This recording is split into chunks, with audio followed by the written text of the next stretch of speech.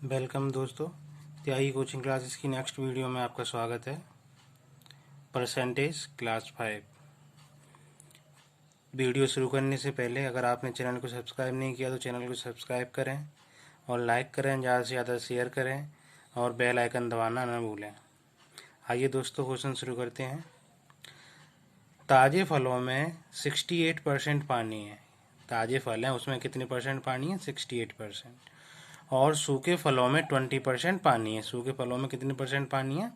फल सूख जाने के बाद 20%। 75 किलो ताजे फलों से कितने किलो सूखे फल बनाए जा सकते हैं? क्वेश्चन ये पूछ रहा है, इसमें ताजे फल में कितने परसेंट पानी दिया है? 68%। तो 68% दिया है तो अपॉन 100, तो हमें ताजे फल निकालने पड़ेंगे पहले कितने हैं। तो ये हमने इसको 4 से कट किया। 4 1 जा 4, 4 से 1 जा 68, 28, 4 2 जा 8, 4 5 जा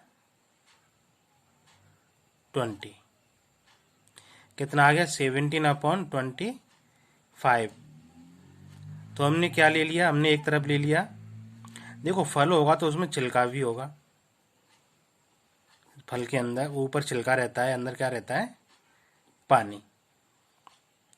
तो टोटल क्या है? 25। तो 68% पानी है, तो ये 17 क्या निकल के आया है? पानी। ये क्या है? ये छिलका है। तो पानी कितना आ गया? 17 अगर पानी है तो छिलका कितना है इसमें? टोटल 25 है, तो छिलका कितना हो गया? 8। छिलका कितना हो गया? 8। अब वो बोल रहा है और सूखे फलों में, ये ताजे फलों का है, ये ताजे फलों का है। फिर वो बोल रहा है सूखे फलों में 20% पानी है। सूखे फलों में 20% पानी, तो 20/100।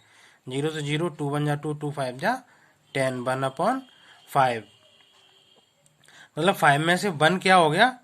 पानी। 1 पानी हो गया 5 में से, तो 4 क्या बचा? छिलका। तो सूखे फल में क्या हो गया? 4 छिलका हो गया आपका, 1 आपका पानी हो गया। मैंने दोस्तों पीछे भी वीडियो में आपको एक क्वेश्चन में ये बताया था कि हमें एक को इक्विवेलेंट करना पड़ता है। जिसका पूछ रहा है उसका नहीं, जिसका नहीं पूछता उसका हमें इक्विवेलेंट करना पड़ता है। तो अब हमने यहाँ पे इक्विवेलेंट किया, हमने इसको इक्वल किया छिलका को। छिलका को इक्वल करेंगे तो कितने का मल्टीप्लाई करेंगे? यहाँ पे 2 का। अगर इधर 2 का मल्टीप्लाई करेंगे तो इधर भी कितने का मल्टीप्लाई करना पड़ेगा हमें? 2 का। तो कितना हो गया? ये 4 2 जा ये 8 हो गया, और ये 2 बन जा ये 2 ही हो गया। मतलब ये 8 हो गया, ये 2 हो गया। अब देखो, अब ताजे जो फल हैं, ताजे फल हैं कितने हो गए? ऊपर कितना दे रखा है? 8 + 17, 25। 25 यूनिट की कितना दे रखा है? 75 किलो ताजे फलों से। 75 किलो ताजे फल कितने हैं? 75। तो 25 यूनिट में 75 केजी है ताजे फल। तो वन यूनिट में कितने केजी होंगे? 1 यूनिट में कितने हो जाएंगे? 75/25। 25 से 75 कट गया, 3 बचे। 1 यूनिट कितने के इक्वल टू हो गई? 1 यूनिट में कितने हो गए? 3 केजी, 3 किलो। 1 यूनिट में 3 किलो फल हो गए। अब 1 यूनिट में 3 किलो फल हो गए, तो हमें निकालने क्या है कि 75 किलो ताजे फलों से कितने किलो सूखे फल बनाए जा सकते हैं। हमें निकालने हैं सूखे फल। तो सूखे फल क्या हो जाएगा? सूखे फल कितने हैं? छिलका उसका 8 है, पानी 2 है, तो पूरा दोनों को प्लस करोगे कितने हो गए सूखे फल? 10। और 1 यूनिट कितने के बराबर है? 3 के बराबर। तो 10 कितने के बराबर हो जाएगी? 30 केजी। कितने केजी? 30 केजी। तो कितने किलो फल बनाए जा सकते हैं? 30 केजी। ऑप्शन कौन सा सही है? Option B. नेक्स्ट क्वेश्चन दोस्तों, एक ठेकेदार के पास किसी निश्चित लंबाई की तार है। कोई ठेकेदार है, उसके पास कोई तार है, केबल का या जो भी हो, कोई तार है कि एक निश्चित लंबाई का। उसमें से क्या हुआ? 10% तार चोरी हो गई। कितने परसेंट तार चोरी होगी? 10%। अब जो बची हुई तार है उसमें से उसने 70% बेच दी। जो 10% चोरी हो गई, उसके बाद चोरी होने के बाद जो बची उसमें से क्या किया? 70% तार बेच दी। और 810 मीटर तार अभी भी बची हुई है, मतलब 70% बेचने के बाद 810 मीटर अभी भी बची हुई है। तो वो पूछ रहा है कि शुरुआत में तार की लंबाई कितनी थी। तो देखो दोस्तों, हमने तार की लंबाई x ले ली। यहाँ पे x में से पहले 10 मीटर चोरी होगी तो कितना बचा, 90 मीटर बचा। 90% बचा तो 90/100 कितना हो गया, 9/10। x multiply 9/10। फिर क्या बोल रहा है वो, 70% उसने बेच दी। 70% बेच दी तो उसके बाद कितना बचा, 100 का परसेंट हो रहा है टोटल 30। 30% बचा, उसके बाद 30/100 तो कितना हो गया ये 3/10। तो हमने मल्टीप्लाई किसका किया, 3/10। अब वो बोल रहा है और उसके बाद 810 मीटर तार अभी भी बची हुई है। कितनी बची हुई है, 810 मीटर। तो आइए दोस्तों अब इसको सॉल्व करते हैं। ये 3 9 का x में मल्टीप्लाई हो जाएगा, x मल्टीप्लाई 9 मल्टीप्लाई 3, ये इधर चला जाएगा इसके मल्टीप्लाई में, ये अपॉन में आ जाएंगे।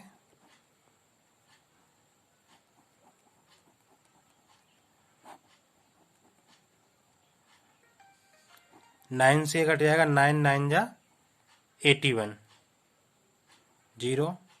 3 से कट जाएगा 90, 3 3 या 9, 0। ये 30 है, ये 10 10 या 100 तो कितने आ जाएंगे, 3000, 3000 मीटर। तो कितने मीटर, उसकी शुरुआत में तार की लंबाई क्या थी, 3000 मीटर। ऑप्शन कौन सा सही है, ऑप्शन ए। नेक्स्ट क्वेश्चन दोस्तों, एक आदमी अपनी आय का 5% परिवहन पर खर्च करता है। 5% उसकी आय है, उसका 5% परिवहन के खर्च पे करता है, पेट्रोल वगैरह में।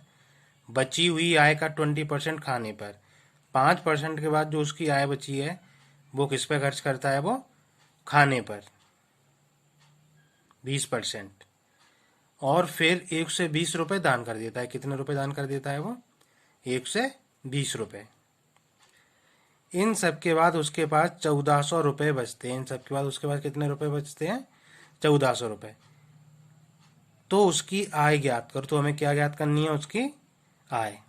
तो देखो दोस्तों, पहले वो 5% परिवहन पे खर्च करता है तो क्या हो जाएगा, 5/100, 5 1 जा 5, 5 2 10, 0, 1/20 ये खर्च कर देता है। फिर क्या बोल रहा है वो, 20% खाने पे खर्च करता है, 20%। तो 20/100, 0 से 0 कट गया, 2 1 जा 2, 2 5 जा 10, 1/5 भी वो खर्च कर रहा है किस पे, खाने पर। तो इन सब के बाद उसके पास 1400 रुपये बचते हैं। देखो दोस्तों, ये उसका खर्च है, 20 में से वो एक खर्च करता है तो कितना बचा उसके पास। हमने उसकी आय ले ली, आय हमने उसकी ले ली x। 20 में से एक खर्च कर रहा है तो 19 बचा, तो 19/20। फिर क्या कर रहा है वो, 5 में से एक खर्च कर रहा है तो कितना बचा, 4। ये तो खर्च हो ही गया, हमें उसकी आय निकालनी है तो उसकी जो बचत होगी वही उसकी आय निकलेगी। तो 4/5। फिर वो क्या कर रहा है, इसके बाद वो 120 रुपये दान भी कर देता है। 120 रुपये वो दान भी कर रहा है। इतना सब कुछ करने के बाद उसके पास 1400 रुपये बचते हैं, 1400। तो आइए दोस्तों सॉल्व करते हैं। 4 से इसको काटा, 20 को 5, इन 19 का मल्टीप्लाई x में हो जाएगा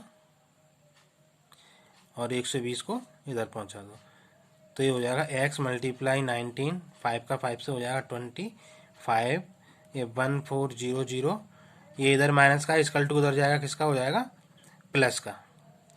अब ये डिवाइड में है, इसकल टू उधर जाएगी, किस में पहुंच जाएगा, मल्टीप्लाई में। तो क्या हो जाएगा, इन दोनों को प्लस किया, 0 2 5 1520 के मल्टीप्लाई में क्या जाएगा, 25, अपॉन में क्या चला जाएगा, 19, अपॉन में क्या चला जाएगा, 19। अब 19 से इसको काट दो, 19 अट्ठे 152 होता है, 0 80 हो गया। 80 का मल्टीप्लाई 25 से किया, 25 8 या 200 और एक जीरो है तो एक जीरो आ गया। कितना हो गया, 2000। उसकी जो आमदनी थी, उसकी जो आय थी, कितनी थी, 2000 रुपये। ऑप्शन कौन सा सही है, ऑप्शन ए। नेक्स्ट क्वेश्चन दोस्तों, किसी शहर की जनसंख्या पहले वर्ष 16 से 2/3% बढ़ती है, 16 से 2/3% बढ़ती है। दूसरे वर्ष 37 से 1/2% घटती है, मतलब पहले वर्ष इतनी बढ़ती है, दूसरे वर्ष इतने घटती है। तीसरे वर्ष क्या हुआ, 57 से 1/7% बढ़ती है। तो वर्तमान जनसंख्या ज्ञात करनी है हमें। अगर 3 वर्ष बाद जनसंख्या 1,65,000 होगी तो हमें उसकी वर्तमान प्रेजेंट में जो उसकी पॉपुलेशन है वो हमें फाइंड करनी है। देखो दोस्तों, तो पहले वर्ष कितनी बढ़ रही है, 16/2/3, 16/2/3%। तो 16/2/3% क्या हो जाएगा, 16×3 = 48। इसका इसमें मल्टीप्लाई करते हैं, इसको प्लस करते हैं, 16 48, 48 और 2 50, 50/3, 50/3 ये परसेंट आ गया।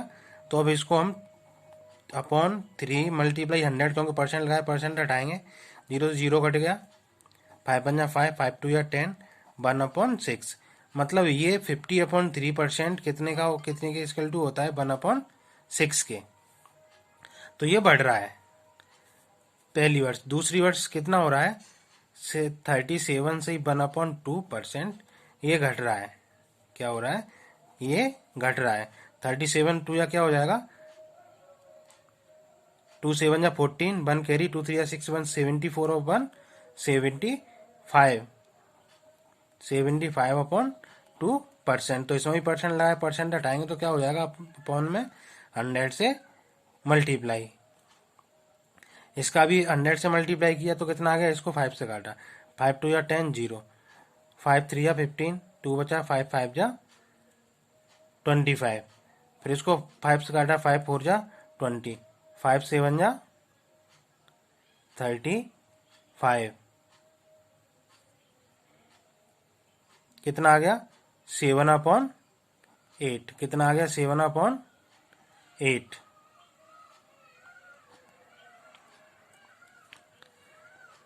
नेक्स्ट बोल रहा है वो, तो तीसरे वर्ष 57 से 1/7, ये भी बढ़ रही है, 57/1/7%।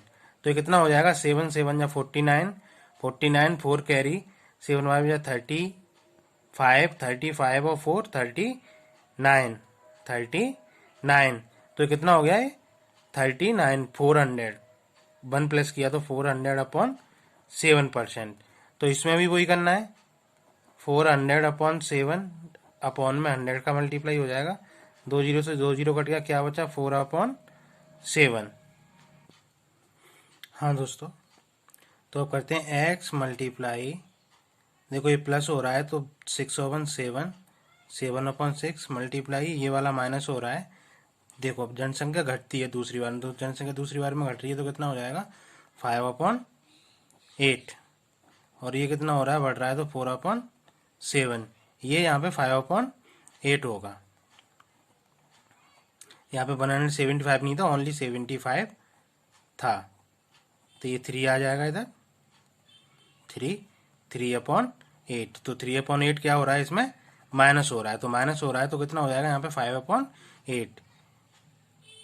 और ये 4 और 7 कितना हो गया, 11, 11/7। तो इसके बाद इसकी पॉपुलेशन कितनी हो रही है, 1,65,000।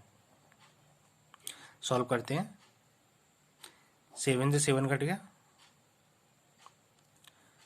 और तो इसमें कुछ नहीं कट रहा। 11 का 5 से किया, 55 हो गया। x मल्टीप्लाई 55 अपॉन का है वो इसके मल्टीप्लाई में चला जाएगा, 1,65,000 मल्टीप्लाई 6 मल्टीप्लाई 8। तो अब ये इसके अपॉन में आ जाएगा, 55 अपॉन में आ गया, तो हमने इसको 5 से काटा, 5 1 जा 5, 5 1 जा 5, 5 3 या 15, 5 3 या 15। अब 11 से कट जाएगा, 11 3 या 33, 0 0 0, 3,000। 3,000 का अब हम क्या कर देंगे, 3,000 मल्टीप्लाई 8 6 जा 48, 48 से मल्टीप्लाई किया तो कितना हो गया, 0 0 0, 8 3 या 24, 2 कैरी, 4 3 या 12 और 1 2 14। 1,44,000। तो उसकी जो जनसंख्या थी, वर्तमान जनसंख्या कितनी हो गई? 1,44,000। ऑप्शन कौन सा सही है? Option B. नेक्स्ट क्वेश्चन दोस्तों, एक आदमी 8,550 की अपनी आय में से 5,700 रुपये खर्च करता है। कितने रुपए खर्च कर रहा है? 5,700 रुपये। अगर उसकी आय और खर्च 19% तथा से 13% बढ़ जाए, उसकी आय 19% बढ़ जाए और खर्च 13% बढ़ जाए, तो बचत पर कितने परसेंट बदलाव होगा? हमें ये निकालना है कि बचत पर कितने परसेंट बदलाव हो रहा है। तो देखो, ये उसका आय है, इधर हमने लिख लिया खर्च। आय कितना? 8,550 और खर्च कितना है? 5,700। तो हमें पहले इसको इक्विवेलेंट किया न्यूनतम फ्रैक्शन में, कम से कम। 0 से 0 कट गया, इसको काटा 5 से, 5 बन जा 5, 5 बन जा 5, 5 4 जा 20, इसको भी 5 से काटा, 5 बन जा 5, 5 7 जा 35, 5 बन जा 5। अब हम ये 5 से कटेगा नहीं ना, 2 से कटेगा, तो 3 से काटेंगे। 3 3 जा 9, 3 8 जा 24, 3 5 जा 15, 3 7 जा 21। अब इसको 19 से काट दिया, 19 2 जा 18, 19 3 जा 27। मतलब आमदनी अगर 3 है तो खर्च कितना है? खर्च कितना है? 2। फिर वो बोल रहा है अगर उसकी आय और खर्च के 19% और 13% बढ़ जाए, आय 19% बढ़ जाए, तो 3 × 19, आय कितनी हो गई? 57। और खर्च कितना बढ़ जाए? 13%, तो 2 × 13, खर्च कितना हो गया? 26। तो उसके बाद बोल रहा है तो बचत पर कितने परसेंट? अब देखो, आमदनी में से हम खर्च माइनस कर देंगे तो बचत बचेगी ना, बचत मतलब सेविंग। आप कितनी सेविंग, जब आपकी आमदनी है उसमें से आप खर्चा निकाल दोगे जब भी तो सेविंग बचता है। तो 57 में से हमने 26 माइनस किया, 7 में 6 किया 1, 5 में 2 क्या थी, 31 क्या है उसकी बचत। तो पूछ रहा है तो कितने परसेंट बदलाव होगा बचत पर? तो 31% है बचत, तो 31/100 मल्टीप्लाई 100, 100 से 100 कट हो गया, तो उसकी आमदनी 31% क्या होगी? बढ़ जाएगी। 31% उसकी आमदनी क्या होगी? बढ़ जाएगी। तो ऑप्शन कौन सा सही है? Option A. नेक्स्ट क्वेश्चन दोस्तों, एक आम आदमी अपनी आय का 75% खर्च करता है। अगर उसकी आय 20% बढ़ जाए और खर्च 10% बढ़ जाए, तो बचत पर क्या फर्क पड़ेगा? मतलब एक आदमी अपनी आय का 75% खर्च करता है, 75% वो खर्च कर देता है। तो 75, 25 3 या 75, 25 4 जा 100, 3 मतलब उसकी आय है अगर 4, तो उसमें से वो खर्च कितनी कर देता है? 3। तो उसकी बचत क्या है? 1। यहाँ हमने लिख ली आय, यहाँ लिख लिया खर्च, यहाँ लिख लिया बचत। देखो, कोई इंसान कमाता है तो उसकी आय, वो जो कमा रहा है वो उसकी आमदनी होती है, उसका खर्च भी करता है वो, और उसमें से बचाता भी। ऐसा नहीं कि बचाता नहीं है, तो 4 में से 3 खर्च करता है तो 1 बचाता है। अब हमने क्या किया, इन सबको इक्विवेलेंट करने के लिए हमने इस सब में हम 100 का मल्टीप्लाई कर देंगे, एक निश्चित डेट ले लेंगे सॉल्व करने के लिए। तो ये कितना हो गया? ये हो गया 400। ये हो गया। देखो दोस्तों, जब हम करते हैं तो तीनों में ही सम करते हैं, तीनों में ही एक साथ जो भी कुछ करना है वो एक तीनों में ही करेंगे। ये नहीं कि एक में 100 का कर दिया, एक में 50 का कर दिया, एक में 10 का कर दिया, तो गलत हो जाएगा। क्योंकि यहाँ पे 0 से 0 कट जाएंगे तीनों, 4 3 1 उतना ही बचेगा। ओनली सॉल्व करने के लिए ऐसा लिखते हैं। फिर ये क्या बोल रहा है, अगर उसकी आय 20% बढ़ जाए, अभी इसकी आय 400 है, तो 400 का 20% वो आय बढ़ा रहा है, तो कितना हो जाएगा? 0 से 0 कट गया, 24 जा 80। आय कितनी बढ़ रही है यहाँ पे? 80 प्लस 80। उसके बाद उसका खर्च भी बढ़ रहा है 10%, खर्च भी 10% खर्च बढ़ रहा है, तो हमने खर्च को बढ़ा दिया 10%, 30। खर्च भी उसका कितना बढ़ रहा है? 30। जब उसकी आमदनी बढ़ेगी, खर्चा बढ़ेगा, तो उसकी, या इसका मतलब है बचत भी बढ़ेगी। तो यहाँ पे आमदनी उसकी 80 बढ़ रही है और खर्च उसका 30 है, तो बचत कितनी हो गई? तो बचत के लिए क्या करेंगे हम? 80 में से 30 को कर देंगे माइनस, तो बचत कितनी आ गई उसकी? 50। बचत कितनी है? बचत कितनी बढ़ रही है? 50 बढ़ रही है। तो अब क्वेश्चन ये पूछ रहा है कि तो बचत पर क्या प्रभाव पड़ेगा? बचत कितना परसेंट बढ़ेगा? बचत 50 बढ़ रहा है, तो 50 अपॉन कितने पे बढ़ रहा है? 100 पे। पहले बचत 100 था, मल्टीप्लाई 100, 100 से 100 कट गया, कितना आ गया 50%। तो बचत कितनी बढ़ जाएगी 50%। ऑप्शन कौन सा सही? Option B. नेक्स्ट क्वेश्चन दोस्तों, एक चुनाव में 2 उम्मीदवारों ने भाग लिया। कितने उम्मीदवारों ने भाग लिया? 2 उम्मीदवारों ने। 10% ने मतदान नहीं किया, मतलब 10% जो उम्मीदवार थे मतदान करने वाले वोटर्स, वो वोट देने नहीं आए और 300 मत अवैध घोषित हो गए। 300 मत ऐसे किए उन लोगों ने कि वो खराब हो गए और जीतने वाले को मतदाता सूची का 60% मिले। मतलब मतदाता सूची में तो 100% थे, उसमें से कितने मिले उसको? 60%। और 900 मतों से चुनाव जीत गया। वो कितने मतों से चुनाव जीत गया? 900 मतों से। तो वैध मतों की संख्या निकाली हम कि वैध मत कितने थे। तो देखो मतदाता सूची में पहले मत कितने थे? मत तो वो तो 100 थे, टोटल 100x थे। अब 10% मतदान नहीं हुआ, 100 में से 10% नहीं हुआ, तो कितने परसेंट मतदान हुआ? मतदान, ये तो कुल मत थे, तो मतदान कितने का हुआ? 90x का, क्योंकि 10% खराब हो गए तो 90x मतदान बचे। फिर वो बोल रहा है 300 मत अवैध घोषित हो गए। 300 मत किसमें से अवैध घोषित हो गए? इसमें से। तो वैध 300 मत अवैध घोषित हो गए, तो वैध मत कितने बचेंगे? 90x minus 300। ये मत कितने हैं? वैध, क्योंकि 300 मत अवैध घोषित हो गए, तो अवैध को हम माइनस कर देंगे वैध मतों से। ठीक है। अब क्या बोल रहा है वो? मतदाता सूची का 60% मिले किसको? जीतने वाले को। जीतने वाले को कितने मिले? ये जीतने वाला है और ये हारने वाला, हमने दोनों लिख लिए। जीतने वाले को कितने मिले? 60%। अब जीतने वाले टोटल मत का पड़े कितने हैं? 90x।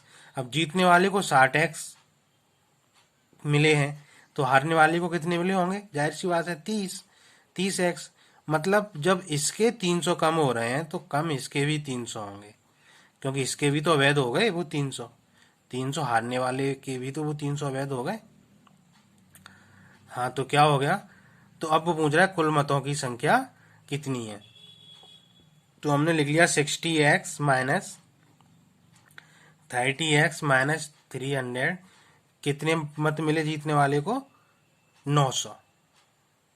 900 मतों से चुनाव जीता है ना वो, 900। क्योंकि जीतने वाले में से हारने वाले का माइनस करने के बाद ही तो वो जीता है, क्योंकि उसके और उसके दोनों के बराबर होंगे तो जितने ज्यादा हैं उतने ही तो होंगे उसके। अगर इसको 60% मिले हैं तो उसको 30 मिले हैं, तो 30 ही तो ज्यादा है उससे। तो हमने इसको माइनस किया, 60x माइनस 30x माइनस बराबर इस 300 को प्लस 300, क्योंकि ये ब्रैकेट ओपन करेंगे तो प्लस 300 हो जाएगा इक्वल टू 900।